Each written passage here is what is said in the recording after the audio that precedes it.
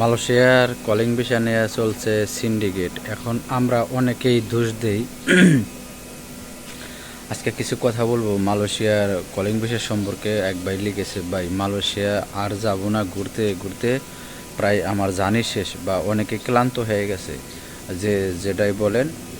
তবে একটা কথা বলবো ভাই, এই জায়গায় আমরা শুধু বলি বলে এজেন্সিরা অনেক টাকা নেয়, এজেন্সিরা অনেক কিছুই করে। তবে এখন চিন্তা ভাবনা করে দেখি, আমরা সব দিক দিয়ে বিবেক বিবেচনা করে দেখি, সব দোষী এজেন্সির না, কোনো কিছু কিছু অনেক বেশিরভাগই দোষ আমাদের সরকারি কর্মকর্তা আছে তাদের।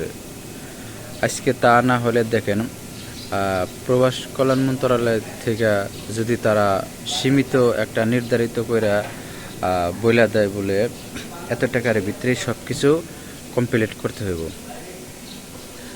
যেমন মালয়েশিয়ার সরকার বা বাংলাদেশ হাইকমিশন থেকে নির্ধারিত করে দিছে, আপনার ৮০,০০০ টাকার ভিতরেই মালয়েশিয়া প্রবেশ করতে পারবো যে কোনো কর্মী।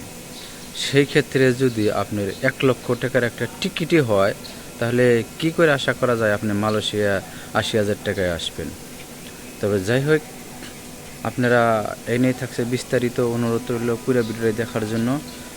যাই হোক, মালয়েশিয়াতে যারা কলিং ভিসা আসার জন্য প্রস্তুতি নিচ্ছেন বা টাকা পয়সা জমা দিয়েছেন, এখন আর কোনো কিছু করার নাই। তবে আপনারা যেভাবেই হোক, আপনারা মালয়েশিয়া আসার জন্য যদি কয়েকটা টাকা বেশিও লাগে, কারণ এই জায়গায় দেখা গেছে বর্তমান টিকিটের দাম বাড়িয়ে দিছে, অনেক হয়রানি। কারণ আপনার সব কাগজপাতি প্রসেসিং হয়েছে, এখন দেখা গেছে যদি আপনি না আসেন, যেমন 2024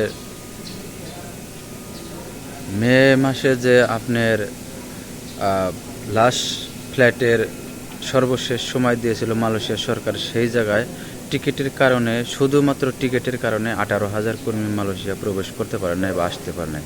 সেম একই সিস্টেম হইবার লাগছে আপনার এই 25-এর যে লাস্ট ফ্লাইট, আপনার মার্চের 31শে মার্চের ফ্লাইটটা, এই ফ্লাইটেও ঠিক একই সেম ঘটনায় ঘটবো। আপনি শুধু টিকিটের কারণেই কর্মী মালয়েশিয়া আসতে পারবো না। তাহলে সেই ক্ষেত্রে আমরা প্রবাস কল্যাণ মন্ত্রণালয় একটু আবেদন জানাই বা অনুরোধ করি, যে বিমান মন্ত্রী আছে বা টিকিটের যে দায়িত্বে আছে, তারে অনুরোধ করে টিকিটটা কমানোর চেষ্টা করেন বা নিয়ন্ত্রণে আনেন। আর যারা টিকিটের দাম বাড়ায় এবং কি যারা এয়ারলাইন্স সিন্ডিকেট করে, তারা চাকরিটা যে করে সরকারের আন্ডারে, ওই টাকাটা কোত্থেকে আসে?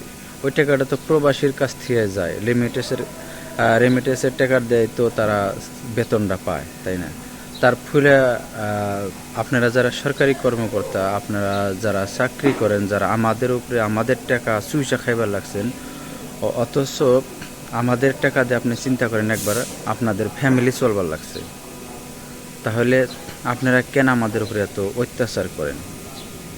আপনাদেরকে অনুরোধ করা হলো টিকিটের দামটা কমিয়ে আপনারা স্বাভাবিকভাবে নিয়ে আসেন, এবং কি আমাদের যে হয়রানি করেন বা এয়ারপোর্টে নিয়ে নেওয়া অনেক হ্যাস্ত করা হয় বা অনেক কিছুই আয় হয়, আপনারা আমাদের টাকা খাইয়া আমাদের তাই পইরা, অথচ আমাদের উপরে আপনারা হামলা করেন, এটা কোন ধরনের স্বভাব? যাই হোক, অনুরোধ রইল আপনারা সবাই নিয়ন্ত্রণে আনেন সব কিছুই, বা কন্ট্রোলে থাকেন, এবং কি প্রবাসীর উপর একটু ভালো নজর দেন, ভালো ব্যবহার করেন। আশা করি আমরা এটিকে চাই, আমরা ভালো কোনো কিছু আর আপনাদের কাছে কোনো আমরা আশা করি না বলে আমাকে বিল্ডিং করে দেন, বাড়ি গাড়ি করে দেন, এগুলো না। এয়ারপোর্টে যাওয়ার পরে আমাদের ব্যাগ চুরি করে কাইটা অনেক কিছু নিয়ে যান, এগুলা আপনারা কি করেন? বাংলাদেশে কি সাবান শ্যাম্পু নাই? যাই হোক, আপনারা যারা আছেন যে দায়িত্বে, অবশ্যই তা ভালোভাবে পালন করবেন। আর আজকের ভিডিওটা সবাই শেয়ার করে দেবেন বেশি বেশি। সবাই ভালো থাকবেন, সুস্থ থাকবেন, দেখা হবে না কোনো নতুন ভিডিওতে। আল্লাহ হাফেজ।